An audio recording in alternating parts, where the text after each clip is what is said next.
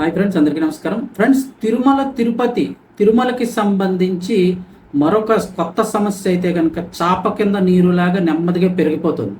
అంటే సాధారణంగా భక్తుల రద్దీ గతంలో పోలిస్తే భక్తుల రద్దీ పెరిగిపోయింది కోవిడ్ తర్వాత. అంతేకాకుండా దర్శనాలు అవి కూడా లేట్ అవ్వడం పరిస్థితిని బట్టి అయితే జరుగుతుంది.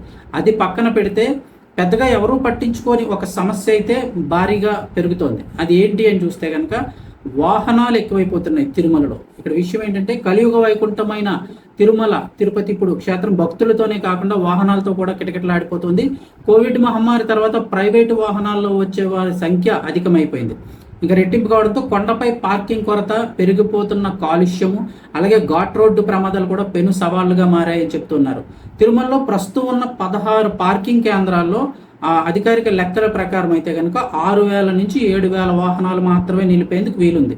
పార్కింగ్ ప్లేసుల్లో లెక్క ప్రకారం అయితే 6 నుంచి 7,000 వాహనాలు నిలపొచ్చండి. కానీ క్షేత్రస్థాయిలో అంటే ప్రాక్టికల్గా చూస్తే పరిస్థితి దానికంటే భిన్నంగా ఉంది. ఏంటంటే సాధారణ రోజుల్లోనే తక్కువలో తక్కువ 10,000 వాహనాలు అయితే కనుక తిరుమల కొండకు చేరుకుంటున్నాయి.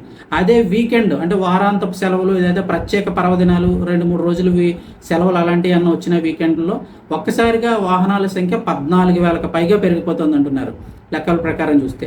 అంతేకాకుండా చాలామంది దర్శనాల కోసం వేచి ఉండడం, 1-2 రోజులు కొండపై ఉండడం, ఇలాంటి వాళ్ళు వాహనాలు అక్కడే నిలిపేస్తారు. అంటే ఇంక పార్కింగ్ ప్లేస్లో పెట్టేసుకుని ఎక్కడో చోట ఆపుకొని ఇంక రూముల్లోకి వెళ్ళిపోయి 2-3 రోజులు ఉంటున్నారు.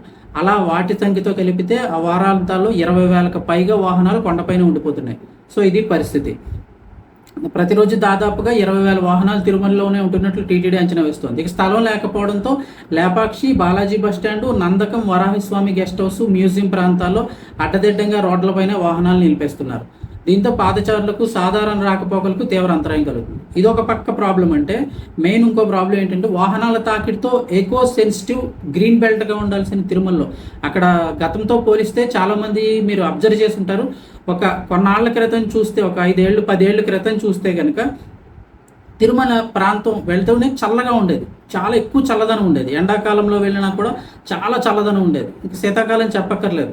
ఎండాకాలంలో కూడా సాయంత్రం తెల్లవారు చాలా చల్లదనం ఉండేది. ఇప్పుడు అలా లేదు, చాలా ఎండ కూడా పెరిగిపోతుంది. అక్కడ ఏంటంటే గ్రీన్ బెల్ట్గా ఉండాల్సిన తిరుమలలో కాలుష్యం, ఇప్పుడు వాహన కాలుష్యం ఆందోళన కలిగిస్తుంది. ముళ్ళగుంట, పిఎస్సి 5 ప్రాంతాల్లో అయితే కనుక ఒకప్పుడు మల్టీ లెవెల్ పార్కింగ్ కాంప్లెక్స్ నిర్మించాలని టీటీడీ భావించినప్పటికీ కూడా ఆ ప్రతిపాదన అయితే కనుక ఆచరణకు నోచుకోలేదంటున్నారు. ఇప్పుడు దీంతో కాలుష్యాన్ని అరికెట్టేందుకు దాతల సహాయంతో ఎలక్ట్రికల్ బస్సులు, ఎలక్ట్రికల్ వాహనాలను అందుబాటులోకి తెచ్చే ప్రయత్నాలు జరుగుతున్నాయి. ఒకవేళ కొండపైకి టీటీడీ ఎలక్ట్రికల్ వాహనాలు అవి పెట్టినా కూడా బయట నుంచి వచ్చే వాహనాలన్నీ ఎలక్ట్రికల్ అవ్వాలని లేదుగా. సో ఖచ్చితంగా ప్రైవేట్ వాహనాలన్నీ నార్మల్గా ఎక్కువ వస్తుంటాయి. సో వాళ్ళనేమి కంట్రోల్ చేయడానికి అవ్వదు. సో ఇప్పుడు ఏంటంటే పార్కింగ్ కింద ఆపాలా, లేకపోతే ఓన్లీ పైకి ఎలక్ట్రికల్ బస్సుల్లో మాత్రం ఎవరు వచ్చినా కూడా కింద అలిపిరిలోనే పార్కింగ్ ఏవైనా పెట్టేసుకుని ప్రైవేట్ వాహనాల్లో వచ్చేవాళ్ళు పైకి కేవలం ఎలక్ట్రికల్ బస్సులు మాత్రమే టీటీడీకి సంబంధించి గవర్నమెంట్ సంబంధించిన బస్సుల్లోనే పంపిస్తే కనుక బాగుంటుందేమోనని కొంతమంది అయితే అభిప్రాయపడుతున్నారు. ఎందుకంటే ప్రతి ప్రైవేట్ వాహనం పైకి వెళ్ళిపోకుండా కేవలం ఒకవేళ ట్యాక్సీ డ్రైవర్లు వాళ్ళు ఎవరైనా ఉన్నప్పటికీ కూడా వాళ్ళు కూడా ఎలక్ట్రికల్ వాహనాలు ఉన్న వాళ్ళకి అయితే కొండపై తిరిగేందుకు అనుమతి ఇవ్వడం కానీ ఇలాంటివి చేస్తే కొంచెం తగ్గే అవకాశం ఉంటుందని అయితే చెప్తూ ఉన్నారు. ఇక అంతేకాకుండా మరోవైపు అలిపిరి, సప్తగిరి చెక్ పాయింట్ వద్ద తనిఖీల కోసం భక్తులు గంటల తరబడి బారులు తీరాల్సి వస్తుంది. ఉదయం 6 గంటల నుంచి మధ్యాహ్నం 1 గంట వరకు అలిపిరి గేటు దగ్గర టోల్ గేట్ వాహనాలతో కిక్కిరిసిపోతుంది. తనిఖీ సిబ్బంది తక్కువగా ఉండడంతో భక్తుల నిరీక్షణ సమయం అయితే పెరిగిపోతుంది. వాహనాల రద్దీకి తోడు ఘాట్ రోడ్లో ప్రమాదాల సంఖ్య పెరిగిపోతుంది. రీసెంట్గా కూడా మొన్న ఒక కారు కూడా తిరగబడిపోయింది. వాళ్ళు టర్నింగుల్లో సరిగా డ్రైవ్ చేయక తిరగబడిపోయింది. సో పైకి వెళ్ళడానికి గవర్నమెంట్ బస్సులు, అధికారిక వాహనాలే ఉన్నట్లయితే ఈ ప్రాబ్లం ఉండదు. ముఖ్యంగా తిరుమల నుంచి తిరుపతికి దిగే మొదటి ఘాట్ రోడ్లో నెలకు సగటున 10 ప్రమాదాలు జరుగుతున్నాయని చెప్తున్నారు.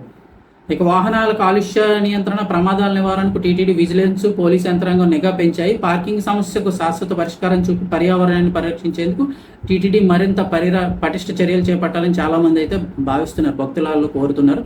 ముఖ్యంగా చూస్తే నా ఉద్దేశం ప్రకారం కిందే ఎక్కడైనా అలిపిరికి సంబంధించి లేదంటే శ్రీవారిమెట్టి దగ్గర పార్కింగ్ ప్లేస్లు ఏవైనా ఉన్నట్టయితే అక్కడ పెట్టేయడం, లేదా అక్కడి నుంచి కొండపైకి వెళ్ళడానికి ఇంకా ఎలక్ట్రికల్ బస్సుల సంఖ్య ఎక్కువ పెంచడం, టీటీడీ బస్సులు కానీ లేదంటే ఆర్టీసీలోని ఎలక్ట్రికల్ బస్సులు ఇప్పుడు పెట్టారు కాబట్టి అవే పెంచడం, పైన కూడా తిరగడానికి ఎలక్ట్రికల్ బస్సులు లోకల్ సైట్ సీయింగ్ వాటికి పెంచినట్లయితే కనుక కొంతవరకు సమస్య కంట్రోల్ అయ్యే అవకాశం ఉంటుందేమో అని అనుకుంటున్నాను. మీ అభిప్రాయాన్ని కూడా కామెంట్ సెక్షన్లో తప్పకుండా తెలియజేయండి.